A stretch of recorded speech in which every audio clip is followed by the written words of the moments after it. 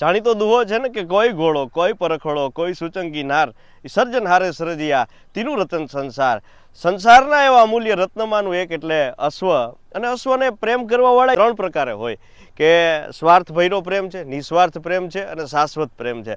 તો સ્વાર્થવાળો પ્રેમ કોને કહેવાય? મારા મત મુજબની વાત કરું છું, પછી તમને જેવું લાગે એવું, કે જ્યાં ઘોડો ખાલી હાલતો હોય. અહીંયા આપણા પરંપરા મુજબ ઘણી જગ્યાએ અશ્વને કુદાવતા હોય, ઘણી જગ્યાએ ખૂબ સારો અશ્વ છે એ રેવાલ ચાલતો હોય, તો એવી જ જગ્યાએ ખાલી જવું અને એની સાર સંભાળે નહીં ખાલી સવારી કરીને નીકળી જવું. આ સ્વાર્થ ભર્યો પ્રેમ છે, બસ. આમાં બીજી કોઈ વાત ના આવે. જે કરવું હોય એ કે ઘરધણી કરે. નિસ્વાર્થ પ્રેમ છે.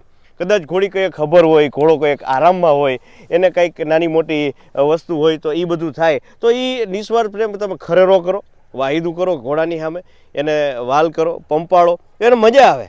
તો એ પ્રેમ છે એ નિસ્વાર્થ પ્રેમ છે. અને શાશ્વત પ્રેમ, બે પ્રેમ ભેગા કરો, સવારી કરો, ચોખ્ખાઈ રાખો, એને ટાઈમે આપો, તો બસ. ભગવાને બધાને 24 કલાક આપી છે, પણ એ સમયનું મેનેજમેન્ટ એક તમે કરતાં શીખી જાવ ને, તો એ અશ્વ પ્રેમ છે એ સાર્થક થાય. અને એટલા માટે કીધું કે કોઈ ઘોડો કોઈ પરખડો કોઈ સૂચંગી નાર આ સર્જન હારે સર્જિયા તીનું રતન સંસાર. જેટલો વાલ તમે આપો ને એના કરતાં ડબલ તમને હામો આપે, એનું ઉત્તમ ઉદાહરણ જુઓ છે ને. તો આ પ્રેમને આગળ વધારો અને બને ત્યાં સુધી શાશ્વત અને કોઈને કહેવાય ને કે નિસ્વાર્થ પ્રેમ કરો અને અશ્વ પ્રેમને આગળ વધારો. જય હો.